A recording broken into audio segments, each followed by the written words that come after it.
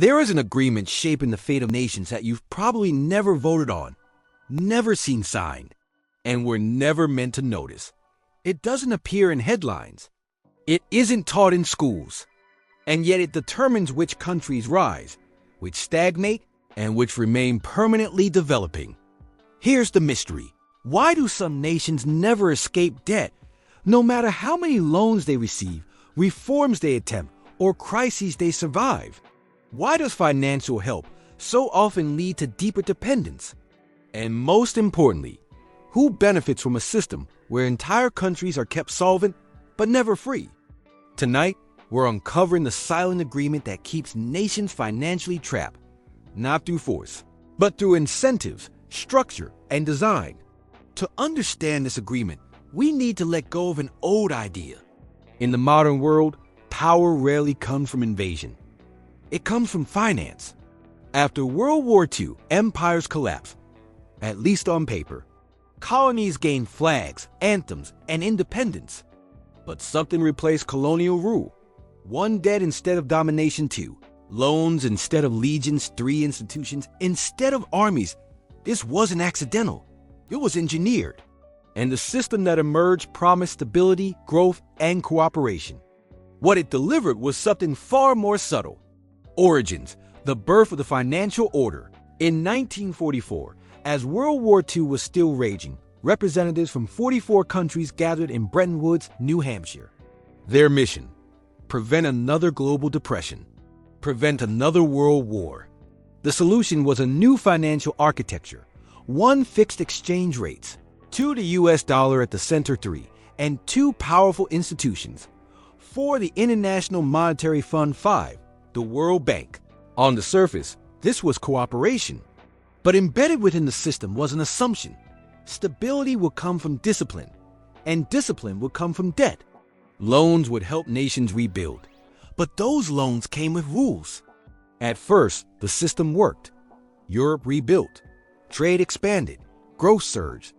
But the real test came decades later, when newly independent nations entered the system. The rise from development to dependence during the 1960s and 1970s. Dozens of countries across Africa, Asia, and Latin America gained independence. They inherited 1. Weak institutions, 2. Narrow economies, 3. Infrastructure built for extraction, not development to modernize. They needed capital. The global system offered it eagerly. Banks flooded developing nations with loans. Interest rates were low. Optimism was high. Growth projections looked endless. Governments borrowed to 1. Build roads, 2. Fund education, 3. Industrialize quickly.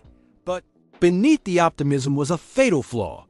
These economies were borrowing in foreign currencies they could not control, and that vulnerability would soon be exposed. Part 3. The breaking point. When the trap snapped shut in the early 1980s, everything changed. Global interest rates surged. The U.S. tightened monetary policy to fight inflation. Overnight, 1. Debt servicing costs exploded, 2. Export revenues collapsed, 3. Currencies weakened. Countries that had borrowed responsibly suddenly couldn't pay. This became known as the debt crisis. But instead of allowing defaults and restructuring, the system intervened. Rescue packages were offered, with conditions. These conditions weren't suggestions. They were requirements. Part 4. The fallout, the price of help. The conditions came in the form of structural adjustment programs.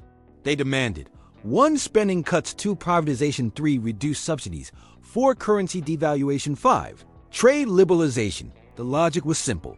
Discipline would restore confidence. Markets would bring growth. But the reality was harsher. Public services collapsed. Unemployment rose. Local industries were crushed by foreign competition. And here's the critical twist. Debt didn't shrink. It grew. Countries borrowed more to service old debt. Growth slowed, but obligations remained fixed. This is where the silent agreement became clear. Nations were allowed to survive, but not to escape. Failed fixes. Why reform never breaks the cycle over time. New solutions were introduced. Debt restructuring extend timelines, lower interest, but rarely reduce the principle. Aid packages, short-term relief tied to compliance. Economic reforms promise future growth, often years away. Each fix postpone collapse, but preserve dependence, because the system was never designed for exit. Why? Because creditors don't want defaults.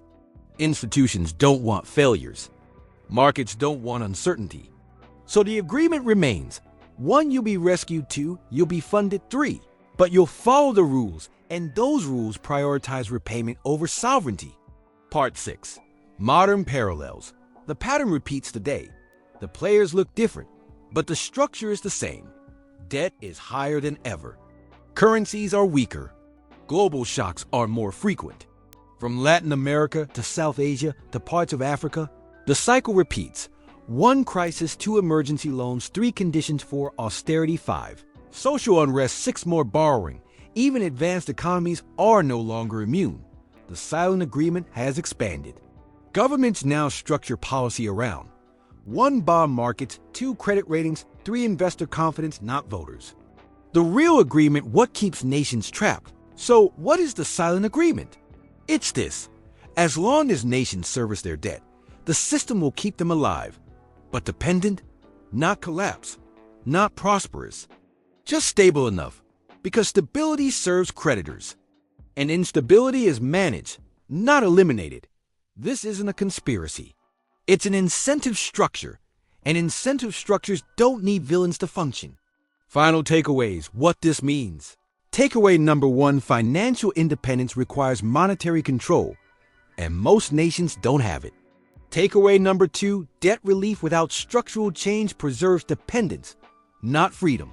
Takeaway number 3, the global system prioritizes stability over sovereignty. The silent agreement has worked for decades. But as global debt rises, growth slows, and political unrest spreads, one question remains. What happens when too many nations try to escape at the same time? History suggests the system doesn't break quietly. If this video challenged how you see global finance, hit like. It helps this kind of content reach more people. Subscribe for deep, story-driven explanations of power, money, and systems that operate behind the scenes.